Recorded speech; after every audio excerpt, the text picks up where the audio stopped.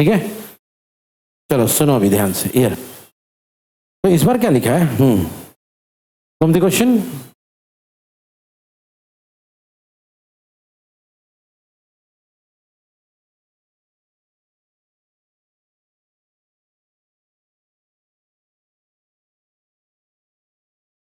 तो बड़ा ही लंबा चौड़ा क्वेश्चन है, लेकिन सुनो क्या बोला गया है। कहानी ये है कि हमारे पास दो, यस ये दो कैपेसिटर, एक का नाम है, एक का नाम है, और दोनों का जो कैपेसिटेंस का रेशियो इतना है, कितना?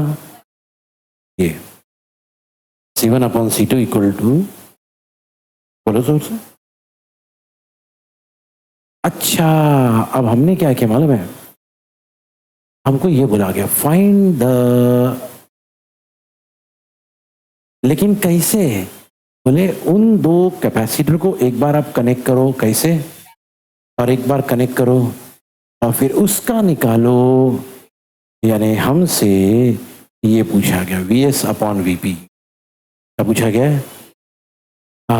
इनफैक्ट S मतलब क्या भैया? सीरीज, और P मतलब, हमने भी यहाँ पे ना कैपेसिटर को सीरीज में कनेक्ट किया तो क्या नाम दिए, और पैरेलल में कनेक्ट किए तो ये, ठीक है। चलो अभी देखो, क्योंकि हमको दिया गया है CA, सब बोलो क्या दिया गया है? तो यार थोड़ा सा इसको क्रॉस मल्टीप्लाई करेंगे तो ये मिलेगा, क्या मिलेगा सब बोलो।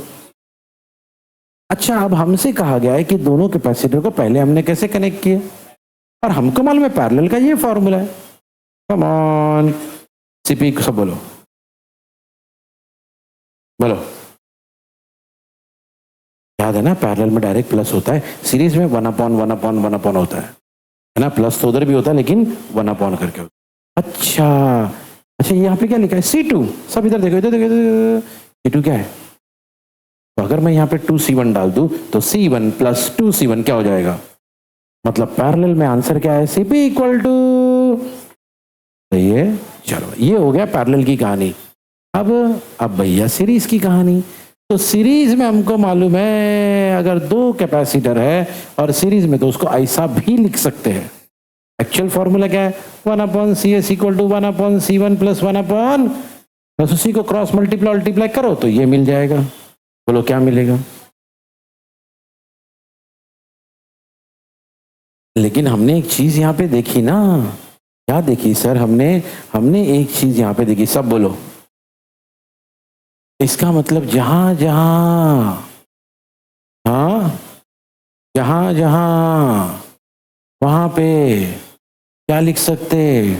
यहाँ 2C1 लिखे 2C1 + C1, यहाँ 2C1 लिखे 2C1 × C1। ये एक C1 कैंसल, हमको क्या मिला भैया? ये किसका आंसर है? अगर इसको क्या, तो क्या मिलेगा सब बोलो। तो हमारे पास CS का भी आंसर आ गया है, CP का भी आंसर, ये दोनों है।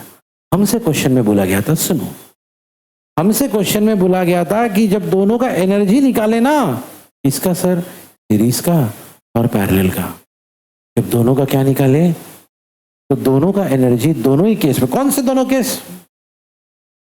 एनर्जी दोनों का, बस वही आइडिया आप यूज करेंगे। सब पढ़ो क्या लिखा है, क्या मतलब इसका फलक? नेक्स्ट पीछे, इधर यू क्या होता है? एनर्जी। इसलिए रोजाने का यू क्या होता है? एनर्जी, पोटेंशियल एनर्जी, ठीक है। यूएस यानी सीरीज की पोटेंशियल एनर्जी, यूपी यानी पैरेलल की, और हमारे क्वेश्चन में दिया गया दोनों सेम है मतलब इक्वल है। और हमारे पास फॉर्मूले पड़े हुए हैं, है ना, एनर्जी का 3 फॉर्मूला है, उसमें से एक फॉर्मूला ये भी तो है, ½ CV²। क्या? तो सीरीज के लिए हमने ऐसा लिखे, पैरेलल के लिए हमने ऐसा लिखे। क्या फर्क है सर? अरे कुछ नहीं, S डाल दिए यहाँ पे। अच्छा, ऐसा करने से क्या हो? पहले तो भैया हाफ थोड़ा सा अरेंज कर दिए, सारे वी को यहाँ ले लिए, सारे सी को वहां ले लिए, स्टेप पढ़ना घूमती जोर से, बीपीओ। अच्छा, C S upon CP. C S का आंसर क्या था, सीपी का आंसर क्या था, याद है ना, याद है ना, सबसे अच्छी बात C1। अच्छा, ये 2/3 के नीचे 3/1 है, 3/1 यहाँ जाएगा तो क्या होगा, तो 2 1 2 और 3 × 3 क्या हो गया 9। तो हमको क्या मिला भैया, लेकिन ये 2/9 किसका आंसर है, गोमती पढ़ना।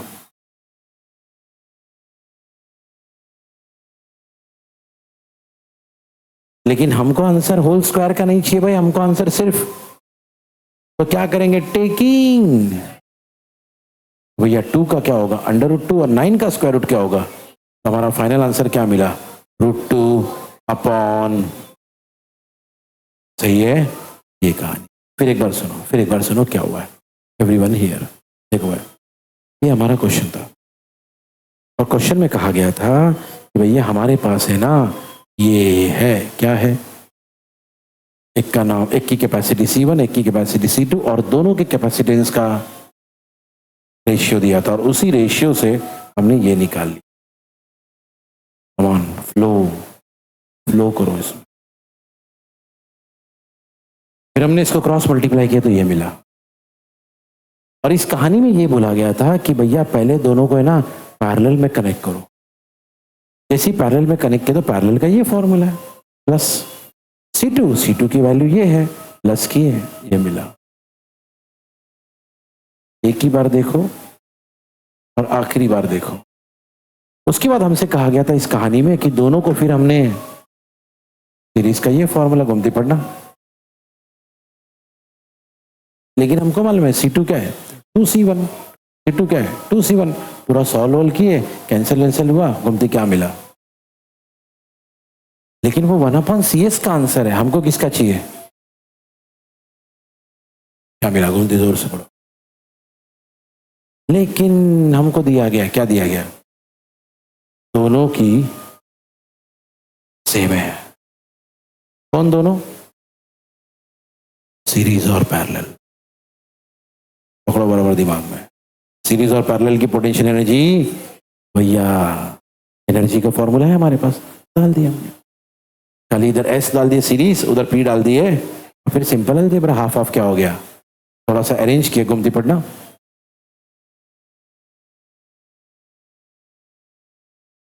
CS की ये वैल्यू है, डाल दिए, CP की वैल्यू है, सब डाल दिए, तो C1 सॉल्व करके अल्टीमेटली ये मिला, पढ़ो। बस अब क्योंकि ये स्क्वायर है, हमको स्क्वायर क्या करेंगे यहाँ पे, टेकिंग अल्टीमेट आंसर, ये लिखना नहीं भूलना, therefore the ratio of the is, ये चलो कर लो एक बार कुछ। हमारा लास्ट कॉन्सेप्ट है वैन डी ग्राफ जनरेटर, ठीक है, ये है हमारा वैन डी ग्राफ जनरेटर का एक स्कीमेटिक डायग्राम, ऐसा होता नहीं है, ये उसका एक स्कीमेटिक रफ डायग्राम है, ठीक है। चलो, तो इस डायग्राम में ना बहुत सारी चीजें आपको दिख रही है, जैसे कि फॉर एग्जांपल यहाँ पे और यहाँ पे दिख रहा है P1 और P2 लिखा हुआ है, P1 और P2, ये ना ऐसे दो व्हील्स है, दो छोटे छोटे, देख आपको दिख भी रहा होगा, ये व्हील है जो घूम रहा है, ऊपर भी एक व्हील एक घूम रहा है, ओके। इन व्हील्स को कहते हैं हम पुलिस, क्या बोलते हैं इसको, पुलिस, ओके। चलो, उसके बाद है ना इन दोनों व्हील के बीच में, इन दोनों व्हील के बीच में एक कौन है सर, ये बेल्ट है, क्या है, बेल्ट, ओके। जैसे फॉर एग्जांपल आपने साइकिल में देखा होगा, चेन होती है, आप एक्चुअली साइकिल को पेडल करते हो ना, वो एक व्हील पे करते हो, बाकी वो जो व्हील का पावर है वो चेन के थ्रू पीछे वाले व्हील में जाता है, यस नो, ये वैसी एक बेल्ट है जिसको कहा जाता है कन्वेयर बेल्ट, ठीक है। फिर यहाँ पे ना एवरेन, ये देखो, ये दिख रहा है ब्रश टाइप दिख रहा है, ये एक्चुअली ब्रश होता है जिसको कहते हैं स्प्रे ब्रश, ये जो है हमारा स्प्रे ब्रश है, और ऐसी एक ब्रश ऊपर भी है, देखो ये C, इसको कहते हैं कलेक्टर ब्रश। तो ये हमारा स्प्रे ब्रश है, वो कुछ तो स्प्रे करता होगा, और वो कलेक्टर ब्रश है वो कुछ तो कलेक्ट करता होगा, ठीक है। चलो उसके बाद एवरीवन हमारे पास डी है, डोम शेप्ड हॉलो कंडक्टर। ये देखो ये आपका डी है, डोम जैसा है ना, डोम की तरह है, डोम शेप हो गए, और ये कंडक्टर है, यानी ये चार्ज को फ्लो होने देता है, ठीक है। नाम क्या है इसका भैया, डोम शेप हॉलो कंडक्टर। उसके बाद ई कौन है, इवैक्यूएटेड एक्सेलरेटिंग ट्यूब। ये देखो ये ई है, ये वाला जो ट्यूब है ये कौन है, इवैक्यूएटेड, यानी इसमें से एयर निकाल लिया गया है। एक्सेलरेटिंग ट्यूब यानी इसके पास अगर तुम कोई चार्ज भेजोगे ना तो ये चार्ज की स्पीड बढ़ा देगा, चार्ज की, इसलिए इसका नाम क्या रखा गया है, बोलो ना। ठीक है, अब यहां पे आई है, आई, ये देखो ये, ओके, यहां पे लिखा गया है, ओके। अब मैं बताता हूं डिटेल में। आई को फिलहाल नाम दिया गया है आयन सोर्स। भी हमारा पावर सप्लाई है, वो भी कैसा है, डीसी पावर सप्लाई। ये देखो ये हमारा डीसी पावर सप्लाई है, कितने वोल्टेज का, 50 किलो वोल्ट। केवी मतलब किलो वोल्ट। अच्छा किलो मतलब कितना होता है, 1000, तो यानी कितने का हो गया, 50, तो ज्यादा नहीं हो गया, 50,000 वोल्ट, 50,000 वोल्ट। यह बहुत हाई एनर्जी है, बहुत हाई लेवल का करंट है ये, इसका मतलब ये मशीन बहुत डेंजरस है भाई, ओके। चलो उसके बाद एस क्या लिखा है, steel vessel filled with nitrogen. ये क्या है सर, ये देखो ये पूरी सिस्टम को है ना हमने एक स्टील वेसल में बंद करके रखा है, ओके, और उस स्टील वेसल में नाइट्रोजन भर के रखा है। क्या भर के रखा है सर, नाइट्रोजन की क्या जरूरत है, ताकि इतनी हाई वोल्टेज तुम दे रहे, चांसेस है क्या कि चार्जेस बाहर आ जाए, तो नाइट्रोजन क्या करता है उन चार्जेस को अंदर ही रखता है। नाइट्रोजन एक इनर्ट एटमॉस्फेयर क्रिएट करता है, एक ऐसा एटमॉस्फेयर जिसमें चार्जेस बाहर नहीं आ सकते, ठीक है। इतना हाई वोल्टेज यार कभी भी कुछ भी हो सकता है, 50,000 वोल्ट बहुत डेडली है, ओके। एनीहाउ, और क्या है sir, M, earth metal plate, okay. Everyone here, M दिख नहीं रहा है लेकिन एवरीवन, किसी को दिख रहा है एम, ये देखो यहाँ पे, ओके। क्या करेंगे हम, अभी आपको पता है ये स्प्रे है, क्या है, अब मैंने कहा था ये बंदा कुछ तो स्प्रे करता है, तो मैं आपको बता देता हूँ ये बंदा चार्ज स्प्रे करता है। क्या स्प्रे करता है, तो हो सकता है जब ये बंदा कंटिन्यूसली चार्ज स्प्रे कर रहा है, हो सकता है वो चार्ज इधर उधर चले जाए। अगर इधर उधर चले गए तो पूरे सिस्टम में इलेक्ट्रिसिटी आ जाएगी। तो ये बंदा क्या करता है भैया, अगर इसने ज्यादा चार्ज स्प्रे कर दिया ना, ये बंदा उसको कहाँ भेज देगा, नीचे अर्थ में। कहाँ भेजेगा, नीचे, ये देखो देखो, यहाँ से नीचे हमने उसको कनेक्ट करके रखा है, किससे, अर्थिंग से, दिख रहा है। इसीलिए लिखा गया था एम कौन है, एम हमारा है, सब बोलो, अर्थ मेटल प्लेट, ओके। चलो भाई, करता क्या है भैया sir, Van de Graaff generator क्या करता है, वैन डी ग्राफ जनरेटर क्या करता है, सुनो भाई। Van de Graaff generator is designed an electrostatic generator to produce very high potential. हमारा वैन डी ग्राफ जनरेटर एक इलेक्ट्रोस्टैटिक जनरेटर जो प्रोड्यूस कर सकता है, क्या प्रोड्यूस कर सकता है, बहुत हाई पोटेंशियल जनरेट कर सकता है। और वो भी कितना पोटेंशियल लिखा है, कहां तक, millions of volt, 10 volt 1000 volt की बात नहीं कर रहे हम लोग यहाँ पे, ये बंदा मिलियंस ऑफ वोल्ट का पोटेंशियल जनरेट कर। क्या नाम है, वैन डी, ठीक है। अब इससे क्या होगा सर, ये जो इतना सारा पोटेंशियल डेवलप होगा, इससे क्या होगा, इस पोटेंशियल से हम लोग ये करते, सब बोलो जोर से, बोलो बोलो, ये जो चार्ज पार्टिकल है ना जो यहाँ पे आएंगे, यहाँ पे, ओके, यहाँ से घुस के यहाँ पे, ये उनको क्या करता है, एक्सेलरेट करता है, यानी उनकी स्पीड को बहुत हाई लेवल पे बढ़ाता है। सर ये चार्ज को एक्सेलेरेट करता है इतना हाई पोटेंशियल लेके, क्या फायदा सर इससे? क्या फायदा है? सुनो क्या लिखा है यहाँ पे, बोलो ना जोर से। न्यूक्लियर फिजिक्स क्या होता है भाई, एनीबॉडी? हाँ ये देखो, पहले मैं आपको ये बता रहा हूँ, क्या बता रहा हूँ? हाँ उसमें सबसे पहले ही लिखा है वैन डी ग्राफ जनरेटर के हेल्प से हम किसी भी न्यूक्लियाई को ये कर सकते हैं। क्या कर सकते हैं? मेरी बात सुन गया, एटम, क्या पता है ना एटम? एटम के अंदर, बोलो ना, एटम के अंदर और न्यूक्लियस के पास होती है बहुत सारी एनर्जी। क्या होती है? अरे भैया मेरी बात सुनो ध्यान से, आज की तारीख में दुनिया में ना एनर्जी का है ना वैल्यू या प्राइस बढ़ता जा रहा है। पेट्रोल का प्राइस बढ़ रहा है, डीजल का प्राइस बढ़ रहा है, इलेक्ट्रिसिटी का प्राइस बढ़ रहा है, ये सब क्या है? एनर्जी है भाई। एनर्जी का प्राइस, सर मेरे को क्या एनर्जी का प्राइस बढ़ने से मेरे को क्या फर्क पड़ता है सर? अरे भैया सबको फर्क पड़ता है। अगर पेट्रोल और डीजल का भाव बढ़ जाए ना अपने, तो मार्केट में ना, बाजार में चीजों का भाव बढ़ जाता है? जब असली दुनिया में जाओगे तो पता चलेगा, हर चीज को फर्क पड़ता है, अल्टीमेटली महंगाई बढ़ जाती है। तो अब दुनिया ने एक तरीका निकाल लिया, न्यूक्लियर एनर्जी। क्या? हाँ यस, दुनिया को अब समझ में आ गया कि न्यूक्लियर एनर्जी में बहुत ताकत है।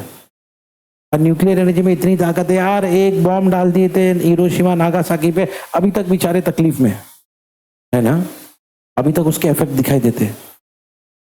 न्यूक्लियर एनर्जी में इतनी ताकत है। ओके खैर एटॉमिक है वो, लेकिन फिर भी मेरा पॉइंट ये है कि इस एनर्जी को अच्छे यूज में भी लाया जा सकता है। इससे इलेक्ट्रिसिटी जनरेट कर सकते हैं, इससे बहुत सारे हम लोग पावर प्लांट्स को बना सकते हैं। तो उसमें से एनर्जी निकालने के लिए क्या करना पड़ता है भाई? उसके न्यूक्लियस को, एलिमेंट के न्यूक्लियस को क्या करना पड़ता है? डिसइंटीग्रेट। सर क्या मतलब है इसका? सुनो सुनो, मान लो ये आपका न्यूक्लियस है, एटम ऐसे ही होता है ना, सेंटर में न्यूक्लियस और आजू बाजू में इलेक्ट्रॉन। अगर आपने इस न्यूक्लियस को तोड़ने को कहते हैं, इसका तोड़ने के इस प्रोसेस को क्या बोलते हैं? सब बोलो। तो अभी मैं ज्यादा डिटेल में नहीं बताऊंगा, लेकिन क्योंकि जरूरी नहीं है आपको, फिलहाल एक ही लाइन में बताया गया कि भैया अगर आपने इसको तोड़े, यानी डिसइंटीग्रेट किए, इसमें से निकलती है बहुत सारी एनर्जी। क्या निकलती है? तो मेरी बात सुनो, लेकिन इसको तोड़ना बड़ा मुश्किल है। क्या मुश्किल है सर? पहाड़ तोड़ देते लोग। अरे पहाड़ तोड़ना आसान है, इसको तोड़ना मुश्किल है क्योंकि दिखता नहीं है। दिखता माइक्रोस्कोपिक ही है। क्या है? और यही इसकी दिक्कत है। अब इसको तोड़ने के लिए अंदर हाई स्पीड में चार्ज भेजने पड़ते। सर हाई स्पीड में क्यों भेजने पड़ते? ये इलेक्ट्रॉन है ना, अगर आप स्लोली चार्ज भेजोगे ना, ये पहुंचने नहीं देंगे उसको, ये खुद ही उसको अट्रैक्ट कर लेंगे, खुद ही उसको डाइवर्ट कर देंगे कोई बंदा न्यूक्लियस तक। ओके अब इमेजिन करो भाई शोएब ने ओके बहुत हाई लेवल का ना कराटे सीखा है, मतलब लकड़ी फेंक के मारो रोक देता है, कुछ भी फेंक के मारो रोक देता है, बहुत हाई लेवल का कराटे इसने सीखा हुआ है। लेकिन इमेजिन करो कि भाई इसके आजू बाजू में 100 लोग खड़े हो गए सर्कल बना के और सब लोग लकड़ी फेंक रहे हैं। अब लगेगा? एक तो लगेगा, अनलेस एंड अनटिल ये साउथ इंडिया का कोई हीरो ना हो, वहां के हीरो को लगता नहीं है, वो अलग कुछ भी कर सकते वो लोग, ठीक है, लेकिन भैया रियल लाइफ में लग सकता है, एक तो लगेगा। यस, बस यही आइडिया हम लोग यहाँ खेलते हैं। हम लोग क्या करते, हाई स्पीड में यहाँ पे चार्ज को भेजते, एक तो जाएगा अंदर, अगर एक भी गया ना तो न्यूक्लियस हमारा क्या हो जाएगा और उसमें से निकलेगी बहुत सारी एनर्जी। सर वो ठीक है, अंदर गया एनर्जी निकली, इसका क्या काम है सर? है ना, ये बंदे ने क्या किया, अरे भाई वो आपने सुना था ना, मैंने डायग्राम में आपको बताया था, यहाँ पे चार्जेस आने के बाद ये बंदा क्या करता है, क्या करता है, हाँ ये बंदा चार्ज कर, यहाँ पे मान लो आपका एटम है, एटम के सेंटर में न्यूक्लियस है, यहाँ पे कंटिन्यूअसली हाई स्पीड में, बहुत हाई स्पीड में कंटिन्यूअसली ये बिलियंस ऑफ चार्जेस भेज रहा है, धर धर धर धर धर धर धर धर धर धर, बिलियंस ऑफ चार्ज, अरे एक तो हिट करेगा, ये इसका काम, ठीक है। एक तो ये फायदा, और क्या फायदा है सर, लिखा है क्या, अरे बोलो ना, ये पॉइंट एक्चुअली इससे कनेक्टेड ही है। जब भी कोई न्यूक्लियस, किसका न्यूक्लियस मालूम है, रेडियो एक्टिव सब्सटेंस का न्यूक्लियस, रेडियो एक्टिव सब्सटेंस होता कौन है, इधर इधर रेडियो एक्टिव, हाँ अलग, रेडियो एक्टिव सब्सटेंस क्या होता है,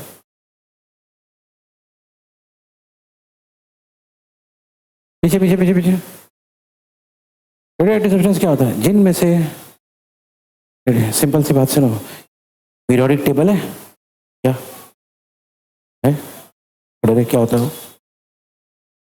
हाँ चाय पीते उसमें,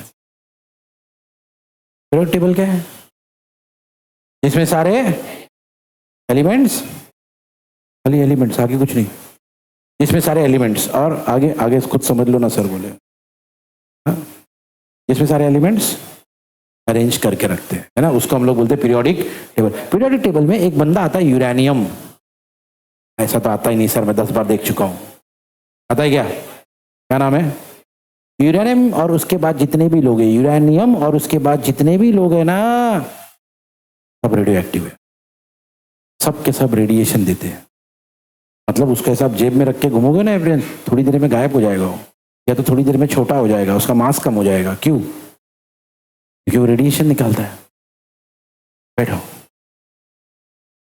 अब अगर कोई रेडियो एक्टिव एलिमेंट आपने लिया, फॉर एग्जांपल आपने लिया यूरेनियम, क्या लिया, वो रेडियो एक्टिव एलिमेंट है, अगर उसके न्यूक्लियस को आपने ब्रेक किया, यानी उसके न्यूक्लियस को आपने, तो भैया यूरेनियम अपने ही टाइप के और लोग बनाते हैं, जिसको हम कहते हैं, हाँ अब क्योंकि वो रेडियो एक्टिव था इसलिए हम क्या बोलेंगे, मतलब कहानी तो वही, अंदर आप क्या भेजो भैया, चार्ज भेजो, न्यूक्लियस को तोड़ो, क्या बनेगा, फिर इसी टेक्निक से हम न्यूक्लियस को हमने पढ़ा, न्यूक्लियस कैसा दिखता है, न्यूक्लियस का साइज क्या है, शेप क्या है, स्ट्रक्चर क्या है, तो उसी कहानी से हमने ये भी पढ़ा कि न्यूक्लियस का स्ट्रक्चर क्या है। तो तीसरी चीज कैसा बोलो भाई,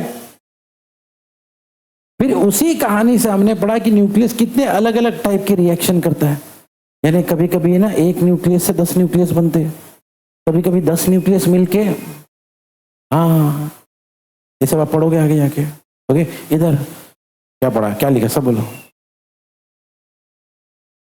हाँ nuclear fusion, nuclear fission, fusion मतलब बहुत सारे लोग मिलके एक न्यूक्लियस बना रहे, फिशन मतलब एक न्यूक्लियस था टूट के बहुत सारे बने, ओके।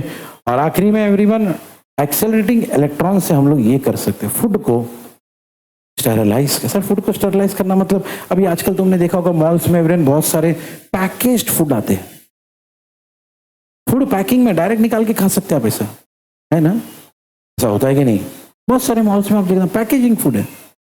अब वो पैकेज फूड जो है ना, तुम मॉल में घुसे तभी पैक करके रखे हो लोग ने, नहीं भाई मॉल वाले का तो काम ही नहीं है ये तो भैया वो सप्लायर का काम है, वेंडर का काम है, पता नहीं कौन सी कंपनी में वो बना होगा, वहां से फिर ट्रांसपोर्ट हुआ होगा, फिर आप तक पहुंचा होगा, पता नहीं इसमें कितने दिन लगे रहेंगे, है ना।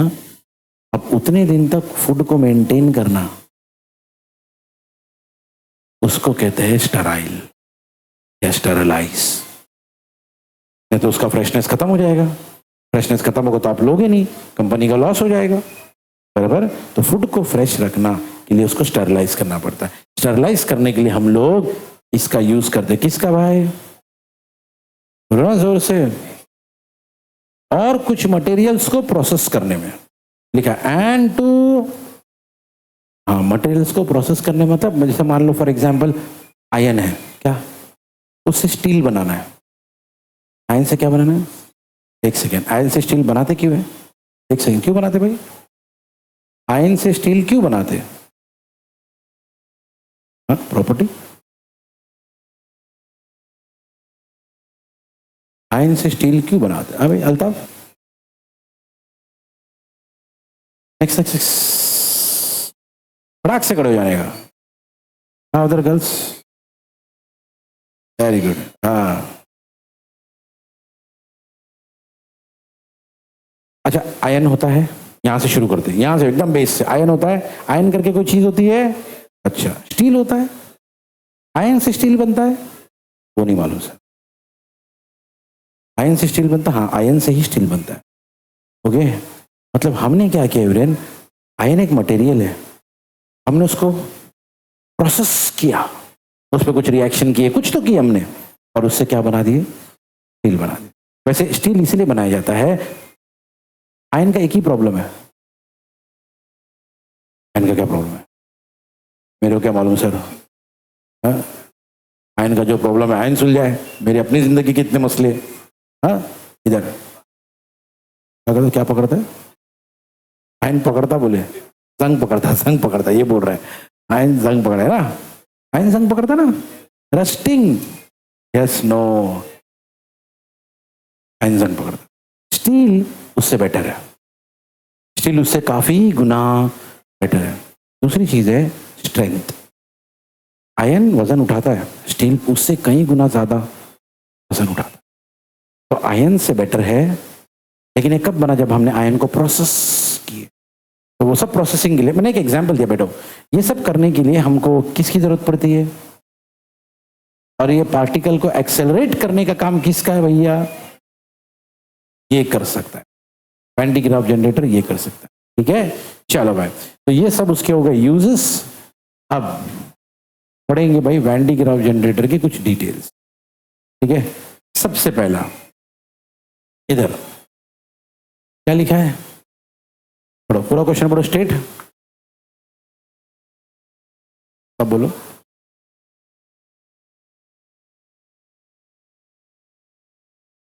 मतलब वैन डी ग्राफ जनरेटर किस आइडिया पे काम करता है, कुछ तो आइडिया होगा ना, जिस बंदे ने भी बनाया। वैसे किस बंदे ने बनाया इसको, वैन डी ग्राफ ने बनाया, कुछ तो आइडिया लगाया होगा ना, कुछ तो सोचा होगा ना बंदे ने। मैं हमेशा कहता हूं पहले चीज सोच में बनती है, फिर रियलिटी में बनती है कि नहीं? यस, आप कहीं पे भी जाओ, एक ब्रिज देखा आपने, बहुत आपको अच्छा लगा, क्या ब्रिज बनाया भैया, वो पहले किसी के सोच में थी, फिर पेपर पे आई, फिर रियलिटी में आई, है ना? तो वैन डी ग्राफ जनरेटर ने भी कुछ सोचा होगा ना, उस सोच को, उस इनिशियल सोच को कहते हैं प्रिंसिपल। ठीक है, तो किस प्रिंसिपल पे इस बंदे ने बनाया? सबसे पहला प्रिंसिपल ये है, a sharp pointed conductor has large charge density. ये देखो, तो क्यों बोल रहा है सही, ये देखो, आपको याद है यहाँ पे एक ब्रश है, यहाँ पे भी एक, तो इमेजिन करो, अपने दिमाग में एक ब्रश इमेजिन करो। ब्रश सबको पता है ना, भले आप कोम इमेजिन करो, कोम भी एक ब्रश है, टूथब्रश इमेजिन करो, वो भी ब्रश है। हर ब्रश की एक खास बात के, तो उसमें शार्प चीजें होती है, यस नो, वैसे उसको क्या बोलते हैं इंग्लिश में, bristles. Okay, Van de Graaff generator को एक बात, वैन डी ग्राफ को एक बात पता चली, अगर हमने ये लिया, क्या लिया, ऐसा कोई शार्प चीज ली, शार्प पॉइंटेड कंडक्टर, तो क्या होता है पता है, इसको पता चला कि उसके आजू बाजू में ना बहुत सारे चार्जेस आ जाते हैं। मतलब अगर आपने शार्प चीज को करंट दिया, चार्ज दिया, तो इस एरिया में बहुत सारा चार्ज जमा हो जाता है। इसलिए बंदे ने कहा, पूरी लाइन पढ़ो सब लोग, फिर से, इतना चार्ज डेंसिटी होता है कि इसके आजू बाजू का जो एरिया है ना, ये लिखा है the surrounding air becomes conducting, इसमें भी चार्ज आ जाता है। इनफैक्ट इसीलिए इसके सराउंडिंग एरिया को कहा जाता है कोरोना डिस्चार्ज। क्या बोलते हैं, बोलो ना, अरे बोलो, हाँ ठीक है। पहली चीज ये, पहली चीज बंदे को ये पता चल गई कि कोई भी शार्प चीज लो और उसको करंट दो, बहुत सारा चार्ज जमा हो जाएगा, बहुत सारा चार्ज जमा हो जाएगा, और उस चार्ज को हम लोग क्या बोलते हैं, दूसरी चीज इस बंदे को क्या पता चली, when a charge conductor is brought in contact with a hollow conductor. मैं ये भी समझाता हूं क्या है, इधर आ जाओ डायग्राम में। ये है ना आपका चार्ज कंडक्टर और ये है ना आपका हॉलो कंडक्टर। ये क्या है आपका और ये क्या है आपका। जब आपने किसी चार्ज कंडक्टर को किसी हॉलो कंडक्टर के कांटेक्ट में लाया तो सुनो क्या होता है। When a charge conductor is brought in contact with a, then it transfers the charge to, तो भैया वो चार्ज कंडक्टर, ये चार्ज कंडक्टर अपना सारा चार्ज किसको दे देगा, किसको दे रहा है, देखो किसको दे रहा है, हॉलो कंडक्टर को दे। मतलब अगर कभी भी आपने एक चार्ज कंडक्टर लिया, एक हॉलो कंडक्टर लिया, यही काम होगा। क्या होगा, चार्ज कंडक्टर अपना सारा चार्ज किसको देगा, ओ the transferred charge resides on the outer surface of the, चलो समझाता हूं क्या है भैया। इस बंदे ने अपना चार्ज दिया इसको, हॉलो कंडक्टर को।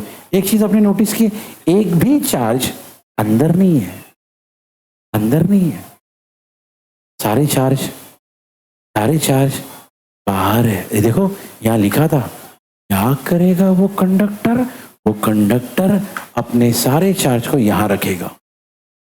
कहां रखेगा, और वो भी कैसे, जरा नोटिस करो यहां पे, ये सारे चार्ज को ध्यान से देखो, सब बराबर डिस्ट्रीब्यूटेड है। ऐसा नहीं कि सब जमा होगा एक तरफ, नहीं, सब बराबर डिस्ट्रीब्यूटेड है। इसी को तो कहते हैं यूनिफॉर्म, है ना। बस ये दो आइडिया को इस बंदे ने समझा। इसने पहली बात यह है कि भाई किसी भी शार्प चीज को अगर आपने करंट दिए, कोरोना डिस्चार्ज बन जाएगा। दूसरा, अगर आपने एक कंडक्टर को हॉलो कंडक्टर के साथ कनेक्ट कर दिए, चार्ज कंडक्टर अपना सारा चार्ज, और हॉलो कंडक्टर क्या करेगा, सारा चार्ज आउटर सरफेस पे यूनिफॉर्मली अरेंज करेगा। ठीक है, चलो भाई आगे की कहानी देखो। ये हमने क्या पढ़ा, प्रिंसिपल। अब भैया ये बनता कैसे सर, ओके, बनता कैसे को क्या बोलते हैं हम लोग, क्या है ना, तो बनाया कैसे सर इसको। ठीक है, चलो सबसे पहले ऑब्वियसली मैक्सिमम चीज हम लोग देख चुके हैं, अब इजी पड़ जाएगा अपने को। Construction, it consist of, it मतलब कौन, Van de Graaff generator. Consist of सब बोलो क्या, D, large hollow metallic sphere D, mounted on 2 insulating columns. Okay, actually यहां पे लिखा भी है, ये इंसुलेटिंग कॉलम के बारे में क्या लिखा गया, हाँ मैं समझाता हूँ क्या एक्चुअली क्या मालूम है। अब एक चीज नोटिस करो ना, ये जो हॉलो सिलेंडर है, क्या हॉलो आपको नहीं लगता से लटका हुआ है हवे में, तो यार रियल लाइफ में ये सब थोड़ी ना होता है। ओके, एक्चुअली इसके ऊपर यहां पर 2 स्टैंड होते हैं, क्या ऐसे होते हैं, बनाने की जरूरत नहीं है आपको, आप खाली ऐसा रफली बना सकते हो कि ऐसा कुछ होता है। और वो कौन होते हैं, 2, लेकिन उसको डायग्राम में बनाने की और बताने की जरूरत नहीं, आप अपने रेफरेंस के लिए बना सकते हो। ठीक है, ये लटकेगा थोड़ी ना यार, हवे में थोड़ी रहेगा, वो कटिंग देना पड़ेगा ना कुछ तो भैया। ठीक है, चलो ये हो गई पहली बात। दूसरी बात क्या है भाई, चलो इधर आ जाओ, लिखा है हमारे पास देयर आर 2 पुलिस, क्या नोटिस करना, P2 के बारे में बात कर रहा है। P2 is mounted at the centre of the sphere D। Check कर लो, बोले ये आपका D है ना, और ये आपका है P2, पुली 2 कहां पे होता है, ये जो D के लगभग सेंटर में, एग्जैक्ट सेंटर में नहीं, लगभग सेंटर में। ठीक है, कौन, पुली 2। इधर सुनो, आगे क्या लिखा गया है, and P1 is mounted near the bottom. तो देख लो भाई, देख लो इधर, P1 जो है नीचे है ना, P2 कहां पे, लगभग ऊपर सेंटर की तरफ है, और P2 कहां पे, बॉटम में। ठीक है, चल आगे क्या होगा, अ लॉन्ग नैरो बेल्ट, याद है हमने सुना था दोनों पुली के बीच में क्या है, पूरा नाम क्या था उसका, वेरी गुड, कन्वेयर बेल्ट। ठीक है, चलो भाई सुनो, तो a long narrow belt made up of तो वो जो नैरो बेल्ट है जिसका नाम है, वेरी गुड, कन्वेयर बेल्ट, वो किस मटेरियल से बना हुआ है सब बोलो? कौन सा इंसुलेटिंग मटेरियल? आप या तो ये यूज कर लो रबर, या तो ये यूज कर लो, ठीक है। तो उन पुली के ऊपर ये पास होगा, कौन पास होगा? जिसका हमने क्या बनाया, और वो किस मटेरियल का बन सकता है? चलो भाई, ओके। अब इस बेल्ट को हमने नाम दिया है बी, ओके, या ऐसा बोलेंगे बी बी। क्या नाम दिया भैया? ये देखो यहां लिखा हुआ है, the belt BB is driven by electric motor. Sir electric motor का फिर से लिखा है, क्या लिखा है? मैं समझाता हूं ये कहाँ रहता है, सुनो सुनो सुनो सब इधर देखो। ये पुली है ना P1, ये एक्चुअली कनेक्टेड होता है इलेक्ट्रिक मोटर से। किससे कनेक्टेड होता है? तो उस इलेक्ट्रिक मोटर से हम किसको घुमाएंगे? P1 को। P1 को पुली 1 बोलो या P1 बोलो। अच्छा, आपको नहीं लगता अगर P1 घूमेगा P2 भी? क्यों? क्योंकि बेल्ट है, क्योंकि है ना। साइकिल में अगर कभी चेन निकल जाए, क्या निकल जाए तो क्या होता है? हाँ, कोई फर्क नहीं पड़ता सर, मैं तो आराम से चलाता हूँ, मेरे को चेन वेन से कोई लेना देना नहीं है, ऐसा? अगर चेन निकल गया तो क्या होगा? साइकिल साइकिल नहीं चलेगी। क्यों? आप कर रहे हो मेहनत, लेकिन उसका इफेक्ट पीछे वाले चेन पे नहीं जा रहा। सिंपल बात समझ में आ रही है? यही कहानी है यहाँ पे कि भाई दोनों के बीच में बेल्ट है, एक को घुमाओ, दूसरा खुद ब खुद घूमेगा, सही है। लेकिन इसको कैसा घुमाएंगे भैया? इसको घुमाने के लिए हमने लगाया एक, भूल गए, पता नहीं सर क्या लगाया, आपने बताए नहीं थे क्या लगाए, क्या लगाए? इलेक्ट्रिक मोटर लगाया है। इलेक्ट्रिक मोटर से हम क्या घुमाएंगे? पीली P1, ऑटोमेटिक क्या घूमेगा? P2, ठीक है। चलो भाई, अब लिखा है यहाँ पे देखो, मोटर को हमने कहाँ कनेक्ट किया, सब बोलो, बोलो ना। चलो भाई, अभी स्प्रे ब्रश ए पे आते हैं। अब देखना स्प्रे ब्रश ए, ठीक है। चलो स्प्रे ब्रश ए, इसकी बात चालू है अभी। इसकी क्या करेगा, सुनिए बंदा, स्प्रे ब्रश ए क्या करेगा, लिखा है the spray brush A consist of, अरे तभी तो स्प्रे ब्रश है क्योंकि उसके पास क्या है? पॉइंटेड वायर है। इसको हमने कनेक्ट किया किसके साथ? कनेक्टेड टू अ, सब बोलो जोर से, positive terminal of high voltage DC power supply.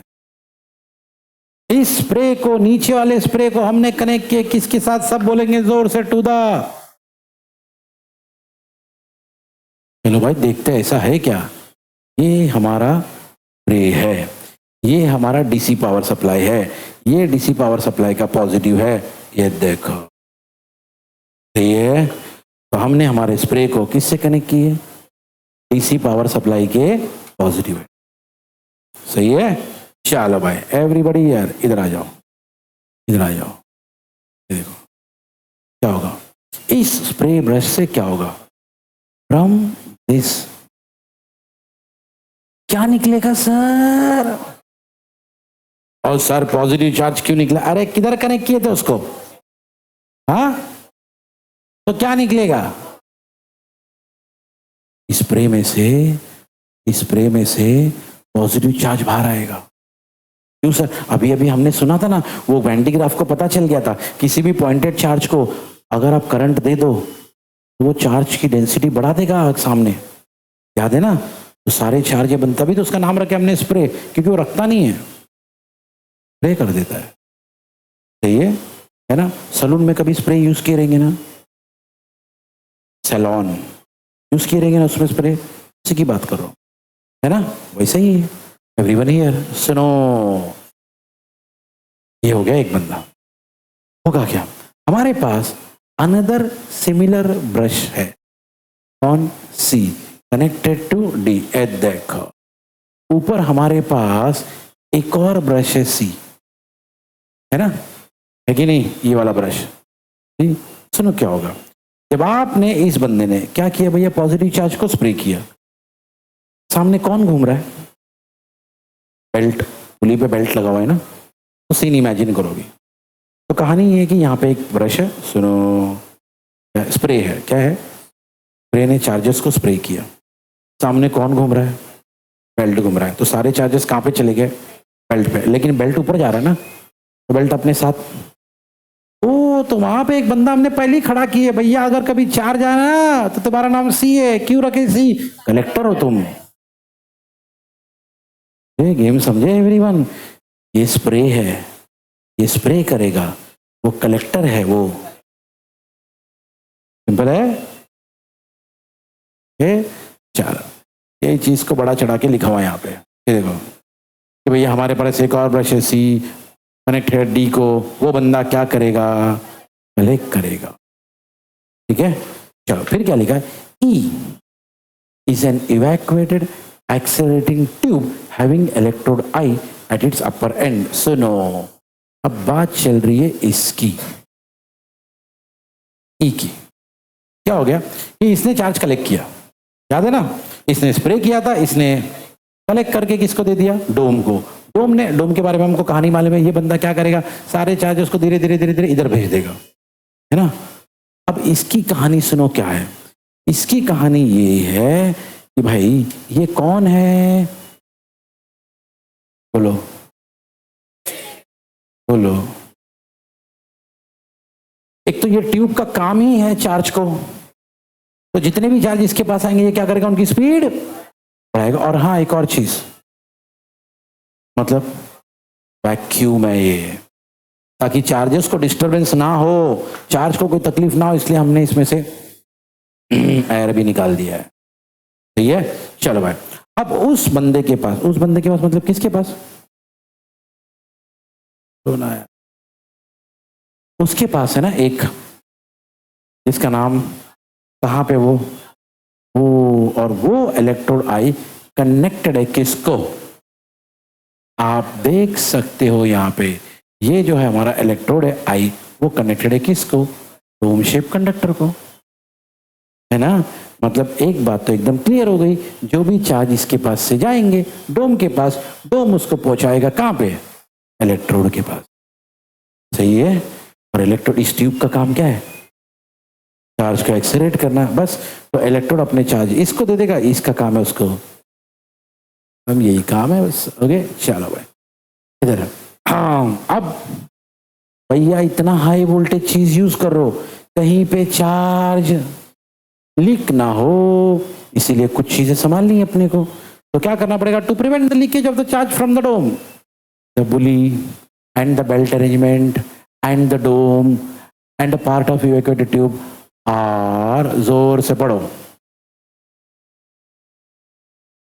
Yes, इन सबको, ये सब मेन बंदे कौन, हमारा पुली, हमारा बेल्ट, हमारा डोम और हमारा ट्यूब, सबको हमने बंद करके रखे, कहाँ पे, steel vessel, large steel vessel के अंदर। क्यों भैया, स्टील वेसल है, चार्ज को बाहर जाने नहीं देगा, नहीं तो क्या होगा भैया, चार्ज क्या हो जाएंगे, लीक हो जाएंगे, बाहर आ जाएंगे, फिर ये खतरनाक हो जाएगा एकदम।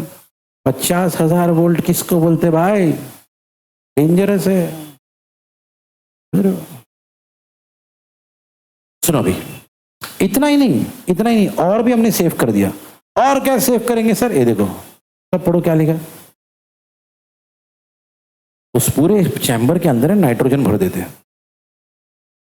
और नाइट्रोजन के बारे में एक बात बताओ आपको, नाइट्रोजन क्या करता है, नाइट्रोजन एक एटमॉस्फेयर को ना इनर्ट कर देता है, इनर्ट, यहाँ सब लिखा हुआ नहीं है और आपको जरूरत भी नहीं है सबकी, लेकिन इनर्ट करना मतलब क्या, कोई बाहर नहीं जाएगा, इसको बोलते हैं इनर्ट, एकदम बंद करके रख दे, चार्ज बाहर जाना अलाउड नहीं, जो अंदर घूमो तुम, जो भी करना है बाहर नहीं जा सकते, इसको बोलते हैं इनर्ट। चलो इतना ही नहीं, पहले स्टील चैम्बर लगाया, हाँ ना, क्या लगाया, स्टील का चैम्बर लगा दिए, स्टील का वेसल लगा, जो भी, उसके बाद क्या डाल दिए, इतना ही नहीं, फिर भी हमको तसल्ली नहीं है, a small quantity of freon gas, ये भी डाल दिए, इज मिक्स विथ नाइट्रोजन, क्यों, ताकि भैया इंसुलेशन और बेटर हो, समझे। तो ये पूरा पॉइंट बेसिकली किसके बारे में, लीकेज कैसे प्रिवेंट करे, है ना, ये पूरा पॉइंट उसी के बारे में, लीकेज कैसा बंद करने का भाई। ठीक है, चलो और क्या है भाई, और हाँ, a metal plate M held opposite to the brush A on the other side of the belt is connected to the vessel S। ये देखो, ये देखो, ये इसकी बात चल रही है। ये आपका ब्रश है, ये देखो, ये आपका ब्रश है। ओके, ब्रश ने चार्ज स्प्रे किया, स्प्रे करने के बाद वो चार्ज किस पे जाना चाहिए,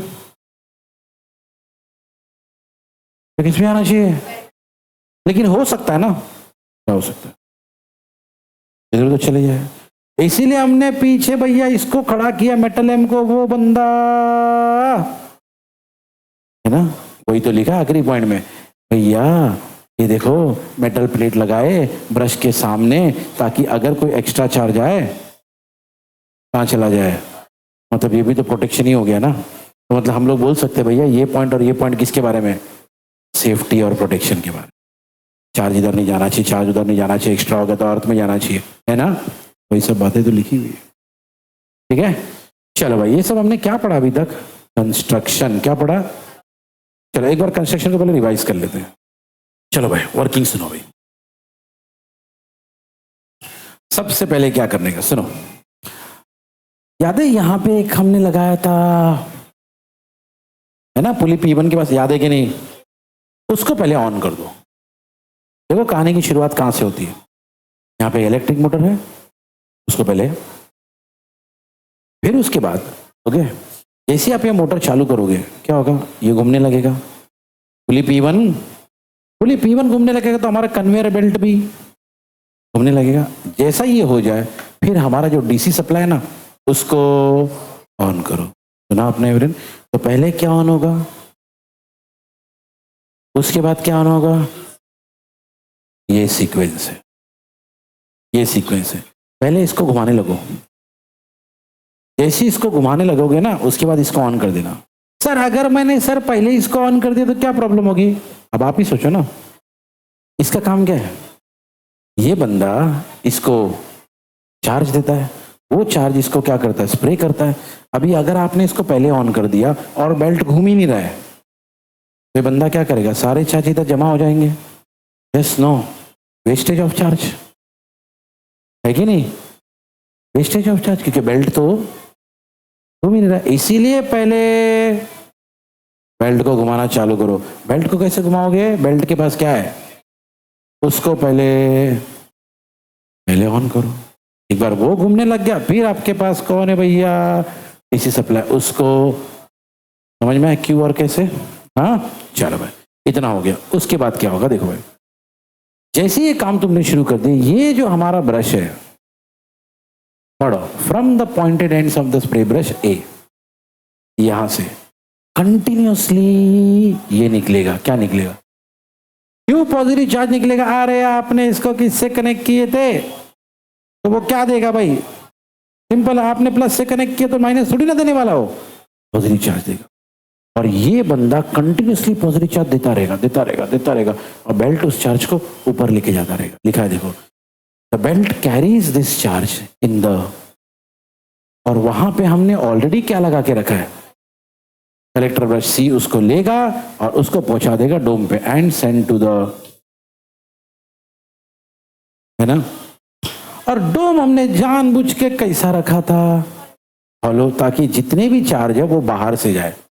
याद है वैन डी ग्राफ ने पहले प्रिंसिपल में बताया था, अगर कोई भी डोम हॉलो तो चार्ज अंदर से नहीं जाएगा बल्कि, ओके, हमारा डोम कैसा है, तो जितने भी चार्ज है वो डिस्ट्रीब्यूट हो गए कहां पर, यस ओके। अब इसकी वजह से देखो क्या हुआ, सुनो भाई, its potential rises to a, सब बोलो, वेरी हाई वैल्यू। ये जितने भी चार्जेस सब डोम के पास चले गए, और डोम के पास चार्जेस आ रहे आ रहे आ रहे, क्यों आ रहे सर, अरे ये दे रहा है ना भाई, जब ये दे रहा है, बेल्ट लेके जा रहा है, तो उसके पास चार्ज आ रहे आ रहे आ रहे। अब जब चार्ज बढ़ेगा तो पोटेंशियल भी, हाँ भैया देखो लिखा है, its potential rises to a, क्यों, सब पढ़ो जोर से, लगातार चार्ज जमा हो रहा है, तो इसकी वजह से पोटेंशियल बढ़ गया, बराबर है। अब सुनो क्या होगा, अब ये बंदा किससे कनेक्टेड है, आई से, फिर आगे देखो, the potential of I also, तुम का पोटेंशियल बढ़ गया क्योंकि वहां से चार्ज आ रहा है, लेकिन वो बंदा किससे कनेक्टेड है? आई से। आई का भी पोटेंशियल बढ़ गया, लिखा है यहाँ पे। सब पढ़ो जोर से, ठीक है, और से पढ़ो, फिर से पढ़ो। तो ये जो आई है ना, इसका भी पोटेंशियल, तो सीन क्या है देखो भाई, पहले इसको ऑन किया, इसका मतलब कौन है यहाँ पे?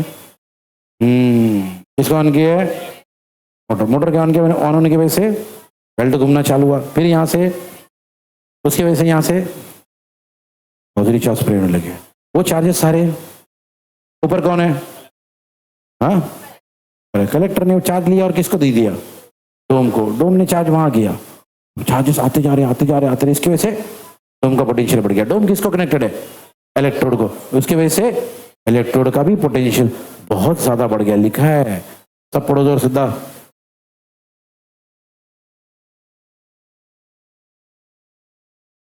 अल्टीमेटली इसी का पोटेंशियल अपने को बढ़ाना था। क्यों सर? बताता हूं अभी, सुनो। अब कहानी में एक बंदा है जो दिखाई नहीं दे रहा है, यहां पे आई के पास, जिसका पोटेंशियल बहुत बढ़ चुका है, आई के पास ये रखा होता है।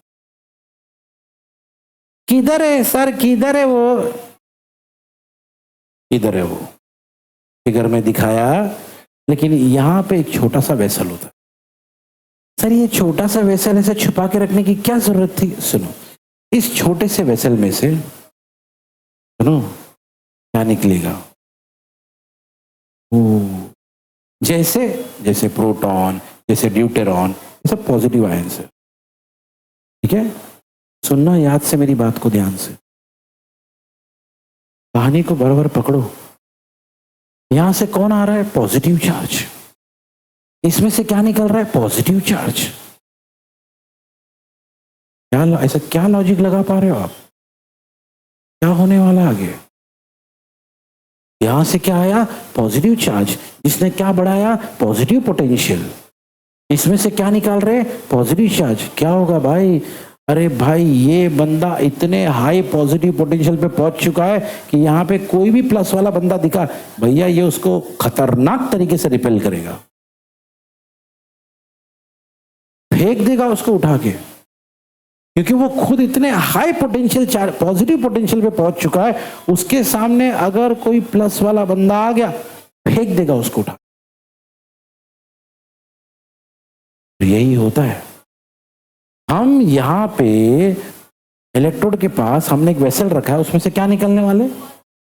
Positive ion. तो ये बंदा क्या करेगा मालूम है? लिखा है एवरीवन, दीज आयंस जो अंदर से निकले, क्या लिखा है?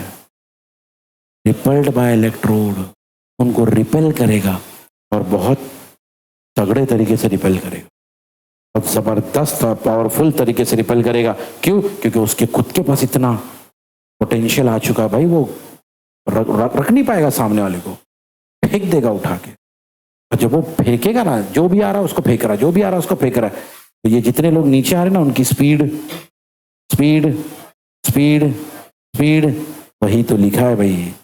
क्या करेगा? Accelerate in the downward direction. Okay, और इसीलिए एवरीवन जितने भी आयन नीचे आ रहे ना, दर दर दर दर दर दर दर दर दर, वो इतने जोर से, इतने खतरनाक तरीके से नीचे आ रहे, लिखा है यहाँ पे दीज आयन। सुनो उनकी खास बात क्या, पढ़ो फिर से। ये जो धड़ाधड़ धड़ाधड़ नीचे नीचे नीचे आ भैया, इनके पास क्योंकि इतना जोर से फेंक रहा हो, इनके पास बहुत सारी क्या आ चुकी होगी? एनर्जी। अब अगर आपने यहाँ पे लगा दिया एक न्यूक्लियस, क्या लगा दिए? फिलहाल वो न्यूक्लियस को हम क्या बोलेंगे? टारगेट। तो जब इतने ऐसे टाइप के लोग आ रहे हैं, कैसे टाइप के लोग? बोलो बोलो ना। अरे हमें ना millions of high energy charge particle इसके पास भेज रहे, एक तो बहुत सारे भेज रहे और दूसरा बहुत तेज भेज रहे। एक तो हिट करेगा, एक तो हिट करेगा, बस अगर एक ने भी हिट किया, अपना काम हो गया, अपना न्यूक्लियर रिएक्शन चालू हो गया, खत्म, यही काम है। तो यही सीन है यहाँ पे, इन समझ में आया एवरीवन? तो मेन अभी कई लोग है ना ऐसा बोलते हैं, ऐसा पढ़ाते भी है कि ये लोग अंदर घुस के आते हैं। नहीं, ये लोग अंदर घुस के नहीं आते। ये पॉजिटिव चार्ज लोग पढ़ाते कि ये अंदर घुस के बाहर आते हैं, ऐसा होता ही नहीं है। यहाँ पे एक वेसल रखा होता है जो एक्चुअली डायग्राम में बताया नहीं जाता, इसलिए लोगों को लगता है ये अंदर आता है, ये अंदर नहीं आता। इसका काम सिर्फ इतना है, इसका पॉजिटिव पोटेंशियल बहुत ज़्यादा हाई कर देते हैं। और यहाँ पे छुपा के एक चीज़ रखी जाती, छुपा के मतलब डायग्राम में दिखा नहीं सकते, लेकिन यहाँ पे एक चीज़ रखी जाती है, एक छोटा सा वेसल रखा जाता है जिसमें से पॉजिटिव आयन्स आएंगे पॉजिटिव आयन, हाइड्रोजन के पॉजिटिव, जैसे ये H+ होता है ना, ये हाइड्रोजन है, H+2 रहा तो ये ड्यूटेरियम है, ऐसे सब लोग होते हैं, ये यहाँ से निकलते हैं। ओके, और क्योंकि ये प्लस है और इसका पॉजिटिव पोटेंशियल बहुत बढ़ चुका है, तो ये पॉजिटिव बंदा इस पॉजिटिव को फेंक देता उठा के, और जिसके वजह से ये जो चार्ज पार्टिकल नीचे आते हैं, इनकी एनर्जी बहुत, ये सीन है। ठीक है, तो ये था आपका Van de Graaff generator. Clear? Okay, construction देखे, यूजेस देखे और उसका वर्किंग भी देखे।